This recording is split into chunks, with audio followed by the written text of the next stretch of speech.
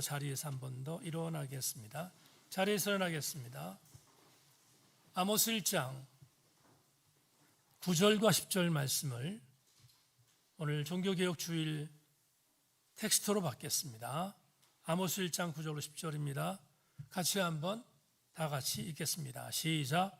여호와께서 이와 같이 말씀하시되 두로의 서너 가지 죄로 말미암아 내가 그 벌을 돌이키지 아니하리니 이는 그들이 그 형제의 계약을 기억하지 아니하고 모든 사로잡은 자를 에돔에 넘겼습니다. 내가 두로 성을 불을 보내리니 그 궁궐들을 사르리라. 아멘. 자리에 앉습니다. 오늘 박재영 집사님 예배에 참석했는데 김선미 자매 수술 입원해서 치료받은 뒤에 지금 퇴원해서 회복 중에 있습니다. 위해서 계속해서 기도해 주시기를 부탁드립니다. 이런 교회 되게 하소서. 찬양 한번 드리고 말씀의 은혜를 나누겠습니다.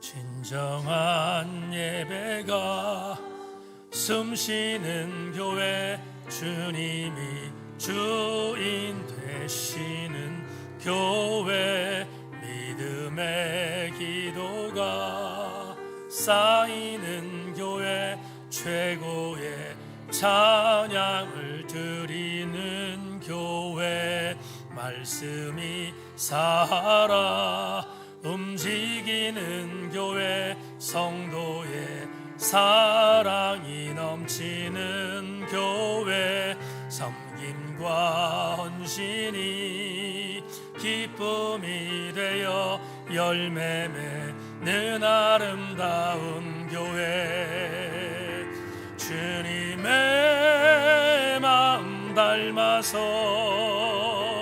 이웃을 사랑하는 교회, 주님의 영광 위에서 빛 대신 주님 전하는 교회, 사랑의 불꽃이 활짝 피어나 날마다 사랑에 빠지는 교회, 주께서 사랑하는 우리 교회가 이런 교회 되게 주님의 마음을 닮아서, 주님의 마음 닮아서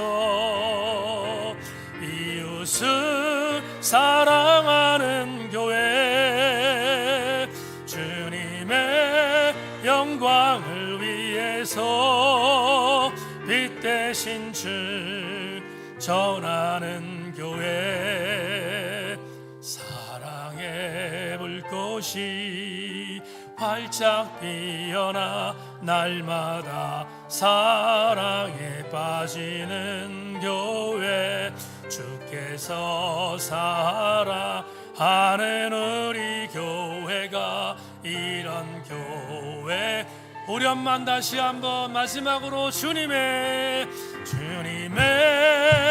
마음 닮아서 이웃을 사랑하는 교회, 주님의 영광을 위해서 빛 대신 주 전하는 교회, 사랑의 불꽃이 활짝 피어나 날마다 사랑에 빠지는 교회, 주께서 사랑하는 우리 교회가 이런 교회 되게 하소서. 이런 교회 되게 하소서. 이런 교회 되게 하소서.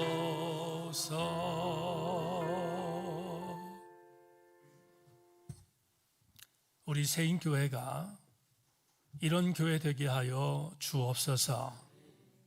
말씀을 듣고 난 뒤에 우리 교회를 이런 교회로 만들어 가겠다고 다시 재다짐하는 은혜의 시간이 되게 하여 주옵소서. 주님이 함께 하실 것을 기대하고 소망하며 예수 그리스도 이름으로 기도합니다. 아멘. 한 번 더 인사합시다. 말씀에 기대고 오십시다.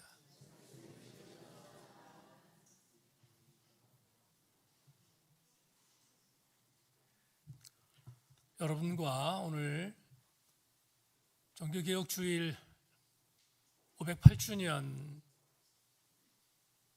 메시지의 텍스트를 절기설교의 텍스트로 변환하지 않고 우리가 주일에 보고 있는 아모스의 본문을 그대로 정하기로 생각한 이유는 이제 설교를 듣고 나시면 알겠지만 오늘 본문이 종교개혁주일 설교의 본문으로도 적합하겠다고 생각해서 그대로 가기로 마음먹었습니다. 오늘 말씀이 잘 들려지는 시간 되기를 주의 이름으로 권면합니다. 오늘은 508주년 종교개혁 기념주일입니다.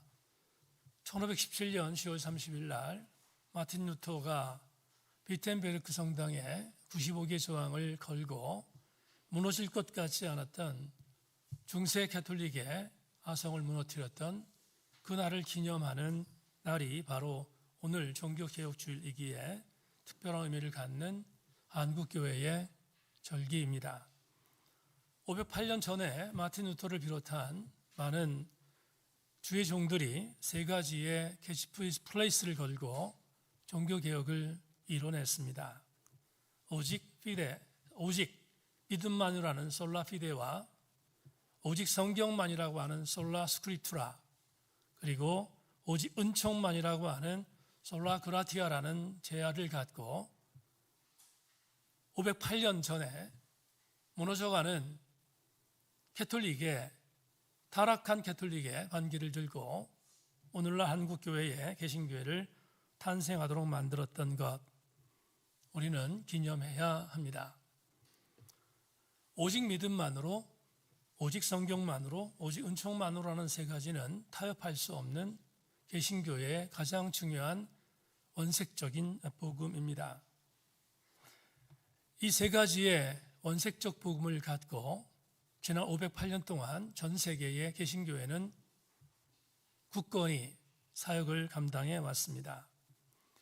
2025년 한국교회를 바라보면서 그런 정신을 갖고 탄생한 한국교회의 오늘의 상황을 보면 하고 싶은 말이 너무나 많지만 오늘 여러분과 수없이 많은 말이 아니라 오늘 주어진 본문을 통해서 중요한, 잃어버리면 안 되는 한 가지 중요한 핵심 사항을 종교개혁주일에 교우들과 나누는 것이 좋겠다 생각했습니다.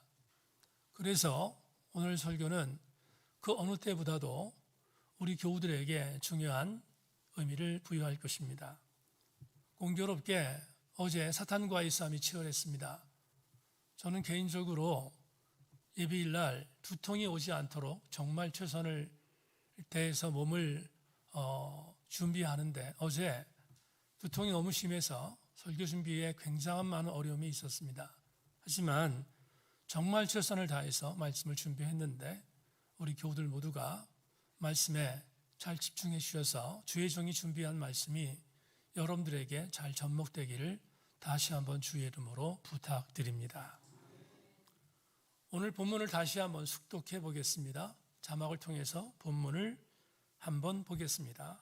여호와께서 이와 같이 말씀하시되 두로의 서너 가지 죄로 말미암아 내가 그 벌을 돌이키지 아니하리니 이는 그들이 그 형제의 계약을 기억하지 아니하고 모든 사로잡은 자를 에돔에 넘겼음이라. 내가 두로성에 불을 보내리니 그 궁결들을 사르리라. 아멘.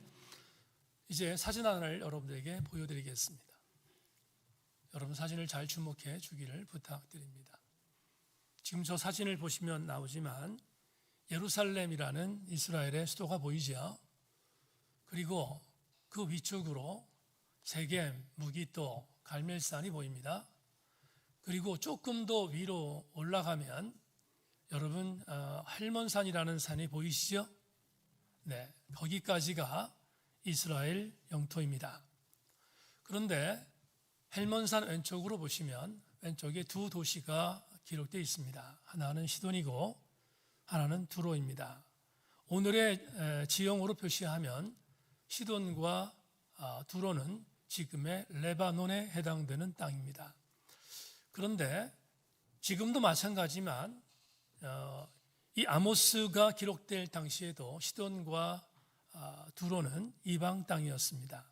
이스라엘 땅이 아니라 이방 땅이었기 때문에 성경에서 나오는 용어로 얘기하면 베닉스라는 말이 나오는데 베닉스 지역을 말하는데 영어 표기로는 여러분 많이 들어보셨을 것입니다. 저 지역을 페니키아라고 합니다. 페니키아는 작은 땅이긴 했지만 저 땅은 항구 도시 2개의 도시를 중심으로 해서 이루어진 무역 도시였습니다. 그리고 무역 국가였기 때문에 두로와 시돈은 대단히 중요한 요충지가 아닐 수 없습니다. 지금부터 두로와 시돈 이 두 도시는 페니키아라는 베닉스라고 하는 나라의 도시인데 왜 아모스의 시돈이 아니라 두로로 표현했는가? 그 이유는 간단합니다. 시돈보다는 두로가 더 큰 도시였기 때문입니다. 그러니까 오늘 지금 이 종교개혁주일 말씀을 통하여 소개하는 두로를 말하면 페니키아, 베닉스라는 나라를 의미한다라고 생각하시면 되겠고, 성경은 더 많은 단어로 그냥 두로를 국가로 인정하는 정도의 내용으로 이해하시면 좋을 것 같습니다. 지금부터 본문을 설명하겠는데 됐습니다. 지금 지도를 통해서 보셨지만 두로라는 이 항구 도시는 지중해라고 하는 굉장히 중요한 요충지, 지중해가 왜 중요하냐면 당시에 아시아 쪽에서 물건을 파는 대상들이 유럽으로 가려면 반드시 통과해야 하는 요충지였습니다. 두로와 시돈에서 항구 도시다 보니 그곳에서 배를 타고 유럽으로 가야 되기 때문에 두로와 시돈은 대단히 중요한 도시가 아닐 수 없습니다. 그런데 이 두로는 이렇게 항구 도시로 유명하다 보니 굉장히 잘 사는 도시였습니다. 어떻게 잘 사는가? 이렇습니다. 지중해를 끼고 있기 때문에 지중해에서 불어오는 바람은 많은 옥토를 만들었고 그리고 많은 생물들을 잘 자라게 만드는 토양을 만들었습니다. 더군다나 북쪽에 있기 때문에 아주 덥지 않은 지역적 풍토 때문에 거기는 대단히 많은 식물들이 자랐는데 그중에 당시 목재로 가장 좋은 질로 쓰였던 백향목의 주산지입니다. 백향목이 성경에 많이 나오지 않습니까? 백향목의 주산지가 어딘가 하면 바로 두로입니다. 또 한 가지, 아시아에서 유럽으로 가기 위하여 대상들이 반드시 통과하는 장사라고 했습니다. 그러니까 그 장소는 당연히 무역업이 성행했습니다. 무역업이 성행했기 때문에 자금 조달이 원활했고 자금 조달이 원활하다 보니 그 땅에 사는 사람들은 대단히 잘 살았습니다. 또 한 가지 정보를 드리면 백향목의 주산지이다 보니까 이곳의 백향목은 수출 품목이었습니다. 다른 나라에 수출하는 품목이 백향목이었습니다. 백향목이 많이 팔리다 보니 거기에는 수많은 사람들이 모였고 수많은 사람들이 거점을 갖고 묵어야 하는 숙소들이 필요했습니다. 그 숙소는 오늘로 얘기하면 호텔들일 것인데 당시에 호텔의 개념으로 가장 잘 지어진 건축물들이 바로 이 두로에 있었습니다. 여기서 주목할 게 하나 있는데 빼어난 건축물들이 많고 그 건축을 하기 위해서 만든 빼어난 재료인 백향목의 주산지다 보니 당연히 그곳에 굉장히 많은 그런 직종들이 생겼지만 두드러진 직종이 있습니다. 집을 짓는데 없어서는 안 되는 두 명의 직업. 첫 번째, 돌을 깎는 석공, 나무를 깎는 목수. 이 두 직업은 백향목을 주산지라고 있었던 두로에 없어서는 안 되는 대단히 중요한 직업이었습니다. 그리고 또 한 가지, 이 기술들은 인근 주변 나라에 수출되었습니다. 그러니 당연히 페니키아 두로는 잘 사는 나라가 되는 것이 당연합니다. 여기까지 이해되시면 아멘 합시다. 자, 그러면 이렇게 건축업에 있어서 뛰어난 솜씨를 발휘하던 두로는 보시는 것처럼 지도로 봤잖아요. 가장 근접한 나라가 이스라엘이었습니다. 그러다 보니 이스라엘과는 여러 가지 왕래를 하고 여러 가지의 교제를 하는 나라가 될 수밖에 없었는데, 성경에 주전 11세기와 10세기에 이스라엘과 두로가 얼마나 잘 지냈는지를 보여주는 장면들이 기록되어져 있습니다. 제일 먼저 소개할 것은 다윗 왕 시대입니다. 다윗은 주전 1000년에 왕위에 오른 사람입니다. 그러니까 11세기와 10세기를 걸쳐 살던 사람이었는데, 이때 두로와 이스라엘 어떤 관계였는지 보여주는 중요한 기록들이 있습니다. 그 기록들을 여러분들에게 소개한다면 열왕기상과 열왕기하 그리고 사무엘하까지 이 내용이 포함되어 있는데, 시간을 절약하기 위하여 빠르게 정리하겠습니다. 다윗 왕 때 다윗 왕은 자기의 왕궁을 건축했습니다. 자기의 왕궁을 건축할 때 이스라엘에 있는 석공과 이스라엘에 있는 목수들 가지고는 다윗 왕궁을 만들기에 역부족이었습니다. 이걸 알았던 당시 두로의 왕이었던 히람 1세가 이스라엘과 좋은 관계를 맺기 위하여, 이스라엘은 당시에 막강한 나라였으니까 좋은 관계를 맺기 위해서 히람 1세가 전령을 보내 다윗 왕에게 이렇게 요청했습니다. 우리는 목공이 있습니다. 우리는 목수가 있습니다. 그리고 집을 짓는데 가장 좋은 재료 백향목이 있습니다. 우리가 그걸 제공하겠습니다. 제공할 테니 우리와 함께 화친을 맺읍시다. 잘 지냅시다 라고 다윗 왕에게 화친 조약을 제기합니다. 그러자 다윗이 너무 좋았습니다. 그래서 히람 1세와 좋은 관계를 맺었음을 성경이 우리한테 이야기하고 있습니다. 그중 사무엘하 5장 11절과 12절을 제가 읽어드리겠습니다. 자막 보십시오. 두로 왕 히람이 다윗에게 사절들과 백향목과 목수와 석소를 보내매 그들이 다윗을 위하여 집을 지으니 다윗이 여호와께서 자기를 세우사 이스라엘 왕으로 삼으신 것과 그의 백성 이스라엘을 위하여 그 나라를 높이신 것을 알았더라. 두로왕 히람 1세와 다윗은 잘 지냈습니다. 이뿐이 아니라 다윗이 세상을 떠나고 아들 솔로몬이 왕이 됐습니다.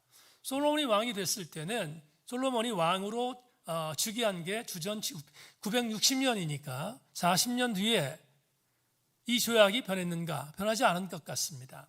열왕기상 5장 7절로 12절 말씀을 보면 이제는 솔로몬이 왕궁은 있으니까 뭘 지었지요? 왕궁은 아버지가 지었는데 본인이 지을 게 뭐가 있었습니까? 성전이 있었습니다. 성전은 왕궁보다 더 엄청난 공사가 필요한 것인데 그 공사에 필요한 상황들을 두로왕 히람과 함께 나누었던 성경적인 보고가 있습니다. 자막에 나오지 않는데 제가 여러분들에게 빠른 속도로 읽겠습니다. 열왕기상 5장 7절로 12절에 이렇게 기록되어 있습니다. 히람이 솔로몬의 말을 듣고 크게 기뻐하여 이르되 오늘 여호와를 찬양할지로다. 그가 다윗에게 지혜로운 아들을 주사 그 많은 백성을 다스리게 하여 하셨도다 하고 이에 솔로몬에게 사람을 보내어 이르되 당신이 사람을 보내어 하신 말씀을 내가 들었거니와 내 백향목 제목과 잣나무 제목에 대하여는 당신이 바라시는 대로 할지라. 내 종이 레바논에서 바다로 운반하겠고 내가 그것을 바다에서 뗏목으로 엮어 당신이 시정하는 곳으로 보내고 거기서 그것을 풀리니 당신은 받으시고 내 원을 이루 나의 궁전을 위하여 음식을 수수하고 솔로몬의 모든 원대로 백향목 제목과 잣나무 제목을 주매 솔로몬이 히람에게 그의 궁정의 음식물로 밀 2만 고루와 맑은 기름 20고루를 주고 해마다 그와 같이 주었더라. 여호와께서 그의 말씀대로 솔로몬에게 지혜를 주신 고로 히람과 솔로몬이 친목하여 두 사람이 함께 약조 맺었더라. 관계 좋습니까? 히람과 솔로몬의 관계 괜찮습니다. 그렇죠? 아버지의 계대를 이어서 아주 좋은 관계를 맺었다라는 것도 우리는 성경의 증언을 통해서 알 수 있습니다. 한 가지만 더. 이렇게 좋은 관계를 맺었던 이스라엘이 갑자기 몰락하기 시작합니다. 여러분, 다윗과 솔로몬은 강대한 이스라엘을 만들었지만 이후 솔로몬의 범죄로 인하여 두 나라가 갈라졌음을 압니다. 그리고 북왕국 이스라엘은 갈라졌기에 그만큼 축소됐습니다. 나라가 약해졌습니다. 그러자 북왕국 이스라엘의 아주 못된 왕이었던 아합이 자기의 왕권을 지키기 위해서 당시 강대한 국가로 있었던 두로의 히람과 조약을 하나 맺었습니다. 그리고 전략을 하나 짰습니다. 뭐냐 하면 아합이 두로, 정확히 말하면 시돈입니다. 같은 나라니까, 같은 도시니까 두로, 시돈 중에서 시돈 출신의 여자를 자기의 아내로 맞이합니다. 그 여자의 이름이 우리가 알고 있는 그 악독했던 여왕, 누굽니까? 이세벨입니다. 그러면 물론 이 정략 결혼은 북왕국 이스라엘을 약하게 만든 일이 됐긴 했지만 여러분, 아합 입장에서 보는 겁니다. 아직까지 아합 때는 두로와 사이가 괜찮았다라는 증언을 우리가 성경을 통해서 알 수 있습니다. 괜찮았습니다. 정말 괜찮았습니다. 그런데 아합 이후에 이스라엘은 더 급격히 몰락했습니다. 작은 약소 국가가 됐습니다. 그러자 두로의 왕이 북왕국 이스라엘과 동등한 관계의 조약을 이어갈 이유가 없었습니다. 그리고 배신합니다. 배신하여 이스라엘을 괴롭히기 시작합니다.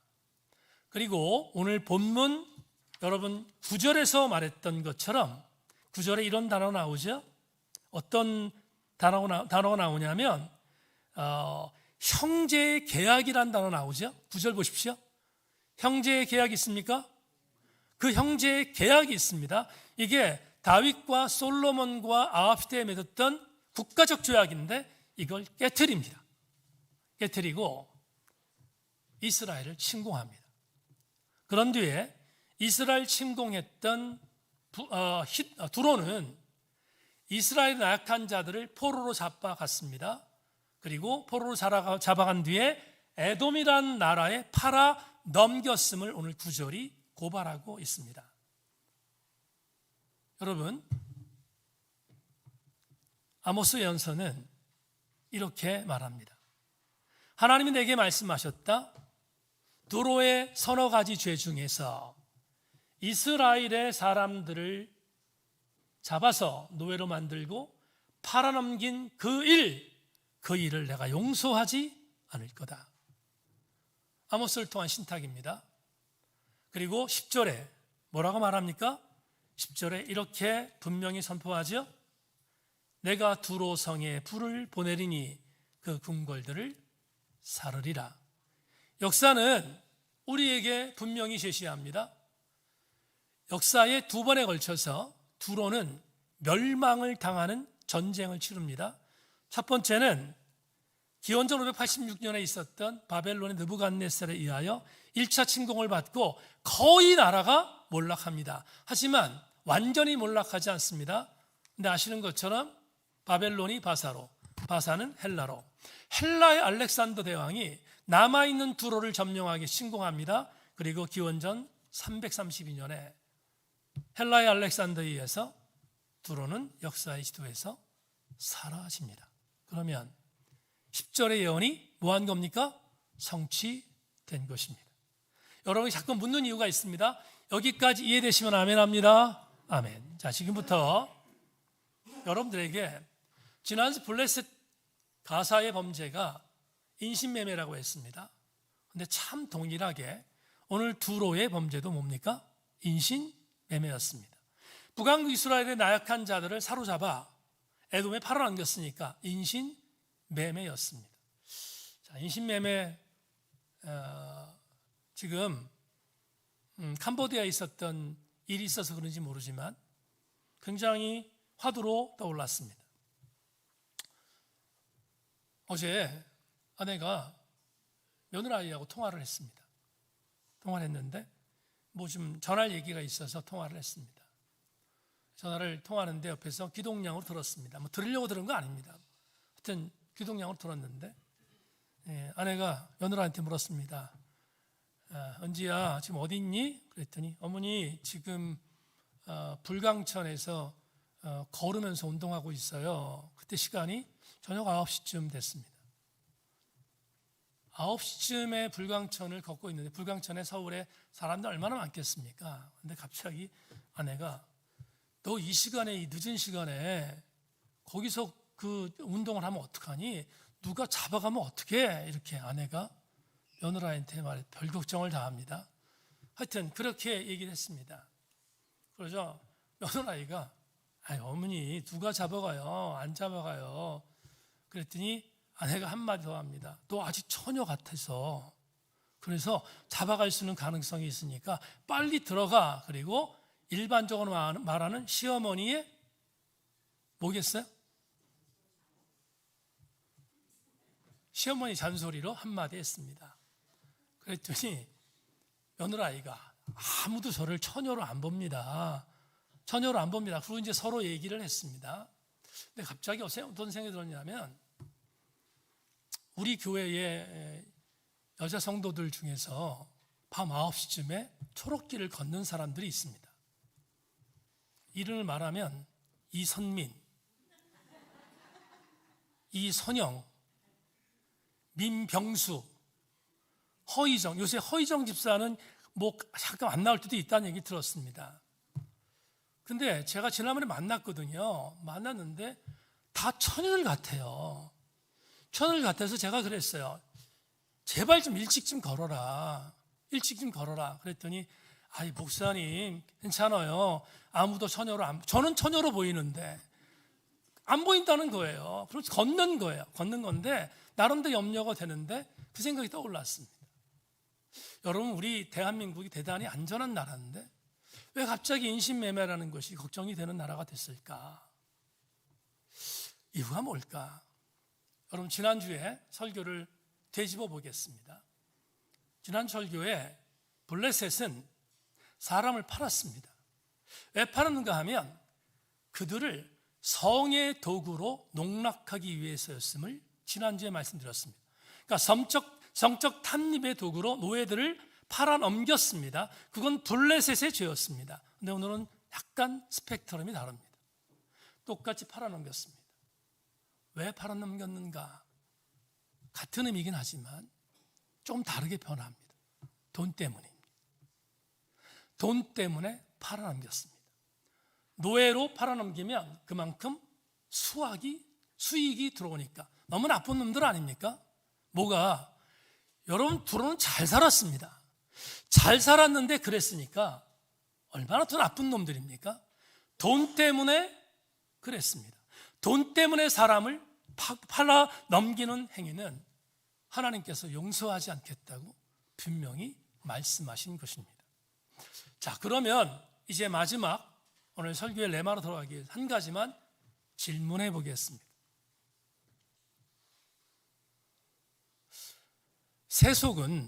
세속의 영역은 돈 때문에 사람을 팝니다. 그게 세속입니다. 그게 세상입니다. 그런데 교회는 어떻습니까? 교회는 사람을 팔아넘기는 그런 일 상상도 하지 못합니다. 교회니까. 그러면 교회는 정말 돈에 대하여 안전한가? 질문을 던졌습니다. 그리고 오늘 종교개혁 508주년 기념주일날 이 질문에 답하기 위하여 레마를 여러분들에게 소개합니다. 레마 보겠습니다. 교회는 만몬 종교의 산술적 가치를 과감하게 버리고 보내신 양, 영혼에게 집중해야 합니다.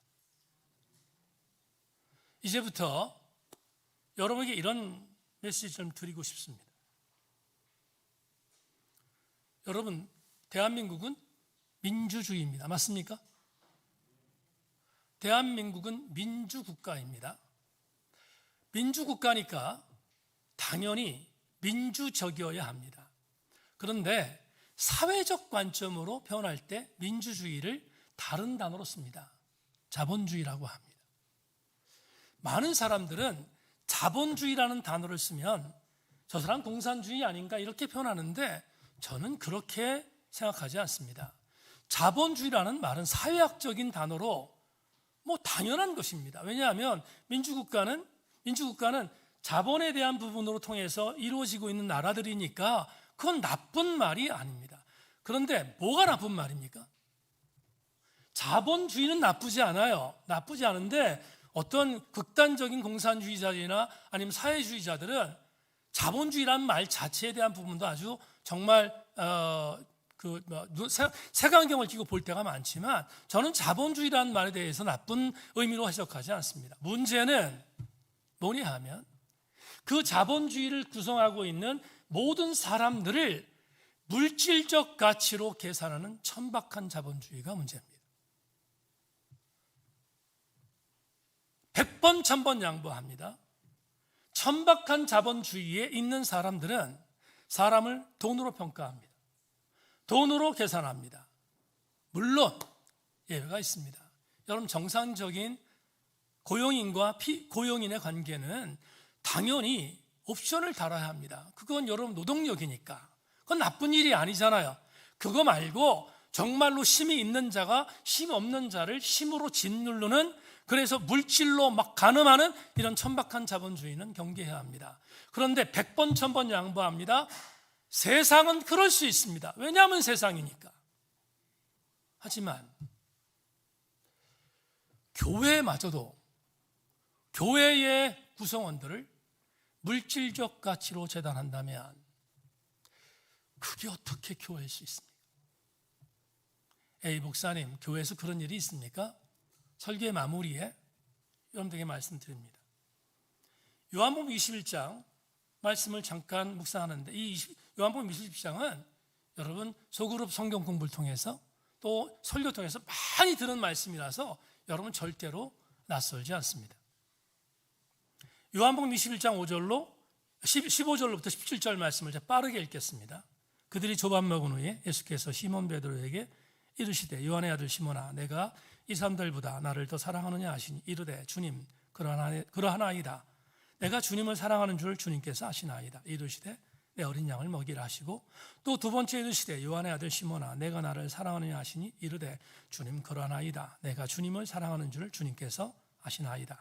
이르시되 내 양을 치라 하시고, 세 번째 이르시되 요한의 아들 시몬아, 내가 나를 사랑하느냐 하시니 주께서 세 번째 내가 나를 사랑하느냐 하심으로 베드로가 근심하여 이르되 주님 모든 것을 아시오매 내가 주님을 사랑하는 줄을 주님께서 아시나이다. 예수께서 이르시되 내 양을 먹이라. 다 같이 아멘합니다. 이 구절 여러분 굉장히 익숙하죠? 너무 많이 들었던 메시지이기 때문에 그렇습니다. 하지만 오늘은 조금 다른 각도를 하나 여러분에게 소개하고자 합니다. 부활하신 예수께서 디베라로 내려가서 낙향한 7명의 제자들을 찾아가서 그들에게 고기를 잡게 해주는 장면이 읽은 요한복음 21장에 있습니다. 근데 제가 이런 생각했습니다. 내가 만약 예수님이라면 디베라에 내려가 있는 제자들을 찾아갔을까? 나는 아무리 생각해봐도 힘들었을 것 같아요. 불과 며칠 전에 3년 동안 동고동락하면서 기적도 보았고 주님의 말씀도 들었고 그렇게 사랑받았던 인간들이 싸늘히 다 도망갔습니다. 심지어 베드로는 부인까지 했습니다. 지금 디베라 바닷가에 내려가서 고기 잡고 있는 그 그룹의 리더가 누구죠? 베드로예요. 베드로. 그러니 얼마나 믿겠습니까? 예수님 입장에서 베드로가. 그러니 베드로를 다시 찾아간다? 내 입장에서는 허락이 안 될 것 같습니다. 근데 주님이니까 주님이 찾아가셨습니다. 7명이 고기를 잡는데 그날따라 또 마찬가지 한 마리도 못 잡았습니다. 주께서 배 근처로, 바다에 서 계셨는데 배 근처로 가셔서 제자들에게 이렇게 말합니다. 얘들아, 배 오른쪽으로 그물을 던져라. 놀라운 사실이 뭔지 아세요? 그때까지 제자들이 예수님을 몰랐습니다. 예수님 누군지 몰랐어요. 이런 기가 막힌 인간들이 제자였습니다. 그런데 그물을 오른편에 던져라. 그러자 던졌습니다. 몇 마리 잡았습니까? 모나비 볼펜 몇 마리? 153마리 잡았습니다. 누가복음 5장에서 그물이 찢어졌다고 했는데 요한복음 21장에서는 그 말이 없어요. 그물이 찢어지지 않았다. 그만큼 풍성이 얻었다. 그리고 나서 비로소 주님인 줄 알고 제자들이 당황했겠죠? 육지로 모셨습니다. 육지로 모신 뒤에 아침을 먹습니다. 주님이 이렇게 말씀하십니다. 얘들아, 고기 잡은 거 있지? 그거 가져와라. 옆에 떡이 있었습니다. 아침 조반 성찬을 같이 나누셨습니다. 나누신 뒤에 제자들은 얼마나 벌벌벌 떨고 있었겠습니까? 마음에 찔렸으니까. 근데 아니나 다를까 그 중에 제일 찔렸던 사람? 베드로가 더 찔렸을 터인데 주님이 아니나 다를까 베드로를 따로 부르십니다. 요한 아들 시몬아 이렇게 불렀습니다. 부른 뒤에 여러분 참 많이 들었던 설교 3가지 질문을 하셨습니다. 그렇죠? 3가지 질문을 하셨습니다. 뭐라고? 네가 나를 사랑하느냐? 자, 여기서 우리는 정말 많이 들었으니까 여러분 또 한번 그냥 서비스로 드립니다. 여기서 주님이 내가 나를 사랑하느냐라고 물었던 이 질문 중에 헬라 원어 성경을 보면 첫 번째 질문과 두 번째 질문은 똑같은 단어 아가파스메, 아가페로 나를 사랑하를 묻습니다. 아가파스메라고 묻습니다. 그러니까 주님이 베드로에 요구한 것은 최고의 절정의 사랑을 부르셨다고 말씀드렸습니다. 그런데 대단히 유감스럽게 양심의 가책이 있으니까 베드로는 아가페로 묻는 주님의 단어에 필레오세라고 대답합니다. 필레오는 한 단계 밑의 사랑입니다. 주님을 그렇게 사랑할 수 없었던 본인을 스스로 인정한 것입니다. 그래서 3번째 주님 부르십니다. 베드로에게 묻잖아요. 3번째로. 그때는 아가페스메 네가 아가페로 나를 사랑하느냐라고 묻지 않고 이렇게 물으세요. 헬라 원문을 그대로 읽겠습니다. 시몬 이오안누 피레이스메. 피레이스라는 단어가 필레오의 단어입니다. 주님이 베드로에게 이번에는 3번째 아가페로 묻지 않고 필레오의 사랑을 물었습니다. 그러니까 베드로가 대답한 단어 내려간 것입니다. 내려갔습니다. 그러자 아시는 것처럼 베드로는 3번째도 필레오세라고 대답합니다. 자, 그러면 여기서 다른 각도 하나를 여러분에게 말씀을 드립니다. 주님이 왜 내려가셨지? 주님이 왜 아가페에서 필레오로 한 단계 내려가셨지?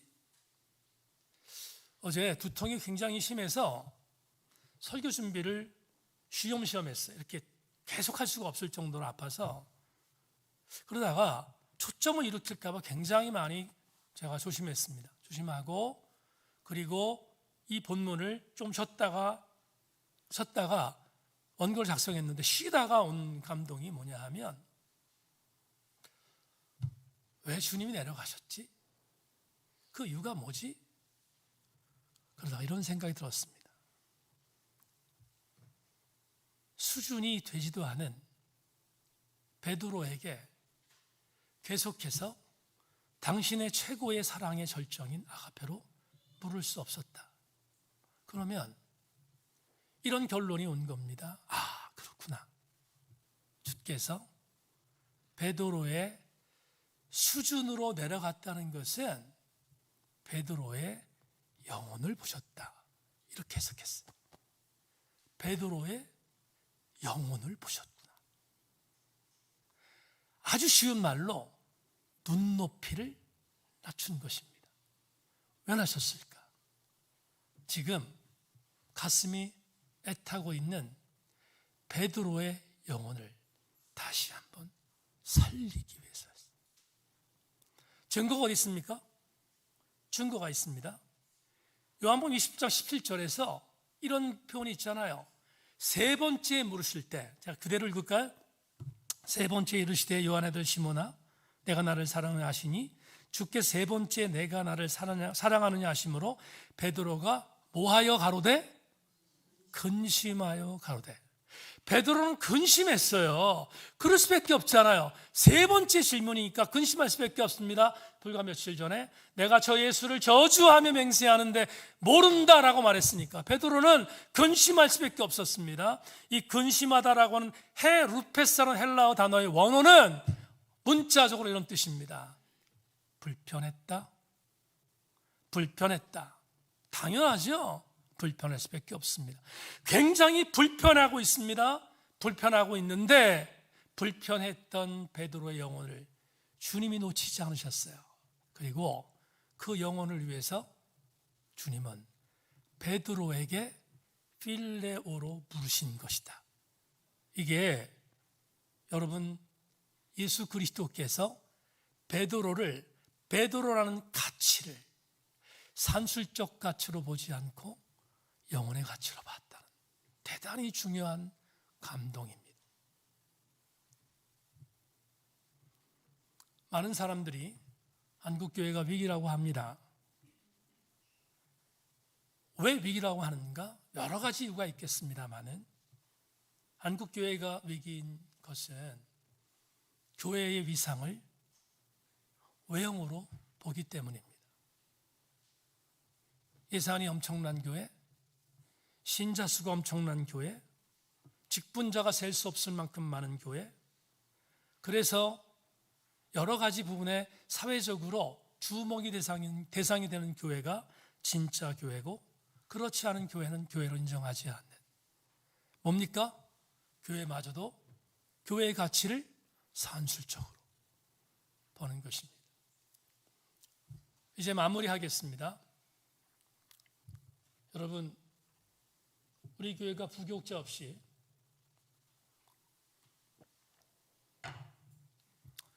한 1년을 달려왔습니다. 오늘은 제 속내를 좀 펼치겠습니다. 여러분, 부교육자 없이 사무건사 없이 1년 달려왔는데 여러분 담임 목사 쓰러질 정도로 힘듭니다. 여러분 속내를 말씀드려서 죄송하지만 오늘은 말씀드립니다. 정말 힘듭니다. 우리 교회는 부교육자 없이 사역할 수 없는 교회이기 때문에 정말 힘듭니다. 거기다 사무관사도 없습니다. 많은 분들이 돕고 있지만 한계가 있습니다. 저는 기독교 대한성결교회로 지난 1년 전에 우리 교회를 제 고향 교단으로 가기로 마음먹고 사무총회 통과시켜서 교우들이 찬성해 주셔서 교단으로 들어갔습니다. 제가 들어간 이유는 여러분 중에 이런 분 계십니까? 제 아들 이광동 목사의 아들 이완 목사한테 결정적인 힘이 될 거로 생각해서 제가 교단으로 들어갔다고 생각하시는 분이 계십니까?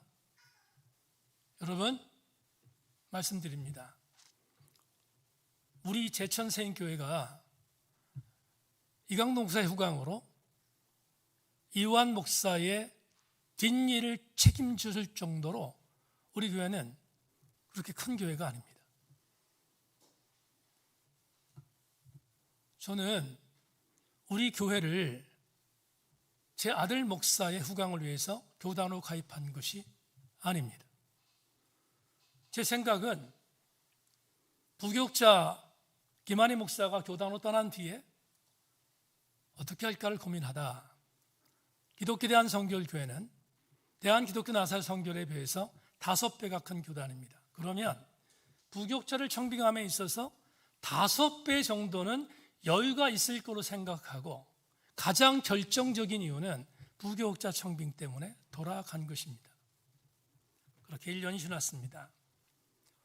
그런데 우리는 아직도 부교육자를 구하지 못하고 있습니다. 관심이 있으니까 부교육자 청빙을 위해서 교단 홈페이지에 부교육자 청빙에 대한 부분들을 위해서 이런저런 부분에 관심을 갖고 있는데 교단이 나름대로 큰 교단이다 보니까 하루에 10개 내지 20개 정도의 어플라이, 청빙 내용들이 올라오는데 부교육자 청빙에 대한 부분에 있어서 자격 아니라 부교육자가 어떤 자격이 있는가는 전혀 중요하지 않습니다. 그리고 올라온 모든 것들은 당신이 우리 교회의 부교육자로 오면 이렇게 대우할 것입니다 하는 내용이 쫙 기록되어 있습니다. 그걸 제가 설교 준비 위해서 축약해 봤습니다. 그리고 그 내용들이 이런 내용들로 거의 대부분 공통분모입니다. 한번 들어보시기를 바랍니다. 사택 25평 이상 아파트 제공, 연봉 3,600부터 4천만 원 중에 지급. 여러분 장로님한테 말씀 많이 드렸는데 새벽기도 차량 운행 없음, 사택관리비, 4대 보험 지원, 교육자 연금 지원, 명절비, 휴가비, 상여금 400%, 매월 월차 사용 가능, 통신비, 여름 휴가 주일을 포함하여 드림, 다른 휴가 3일 보장, 자녀 교육비, 그리고 지금 우리 예찬이와 요한이가 지금 사역 돕고 있는데 참 이 말도 참 전태는 크게 받았습니다. 이렇게 썼습니다. 방송실 전단 간사 있으므로 걱정하지 맘.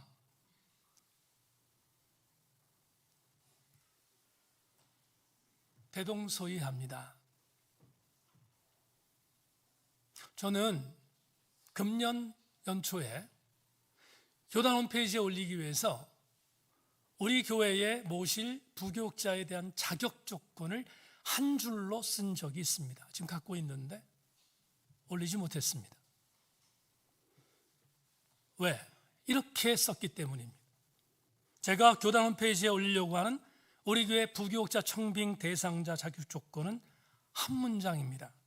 맡겨주시고 위탁한 영혼을 사랑하고 그들을 위해 엎드릴 목회자. 어떻게 올립니까? 못 올립니다. 올리는 순간 정신병자 담임 목사 생겼다라고 말하지 않겠습니까? 그런데 저는 많은 사람들이 꼰대라고 합니다. 괜찮습니다. 꼰대니까. 그런데 양보가 안 됩니다. 조금 전에 말씀드렸던 것처럼 이런 대우를 해야 올까 말까인데 맡겨주시고 위탁한 영혼을 사랑하고 그들을 위해 엎드릴 목회자라고 쓰면 정신병자 취급받을 게 분명한데, 그런데 한 가지 중요한 사실, 이런 대우를 받고 가장 좋은 조건의 대우로 교회를 간 부교육자들이 어떻게 영혼을 사랑합니까? 어떻게 그 영혼들이 죽어가는 학생들과 죽어가는 청년들을 위해서 목숨 걸고 사역하겠습니까? 대단히 아프지만, 대단히 유감스럽지만 저는 양보가 되지 않습니다.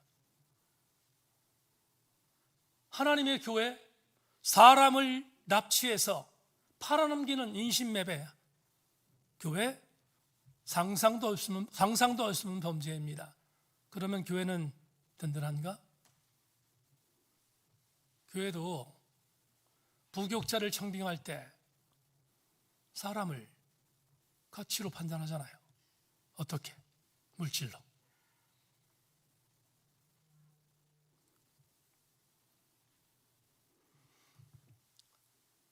만에 하나 우리 교회에 새로운 교우가 나왔습니다.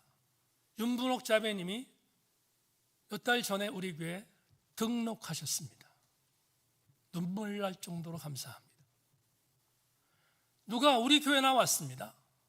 나왔는데 우리 교회가 만에 하나 속해 있는 구성원들이 누가 우리 교회에 새신자로 나왔는데 앞으로 저 사람이 우리 교회에 경제적인 부분에 도움을 줄 11조 신자인가? 그거를 묻는다면 우리 교회가 인신매매를 하는 것과 뭐가 다릅니까?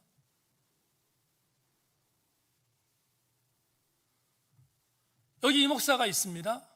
우리 교회 새신자가 나왔습니다.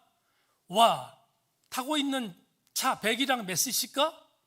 외제차인가? 와, 대어 건졌네? 이 목사가 그렇게 생각하면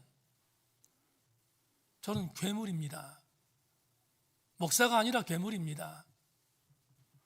우리 교회에 새로운 시대가 나왔는데 우리 교회 적절한 부분에, 경제적인 부분에 도움을 줄 거야 라고 생각하는 생각을 갖고 있는 교회가 우리 세천 생인교회라면 교회 문을 닫는 게 낫습니다.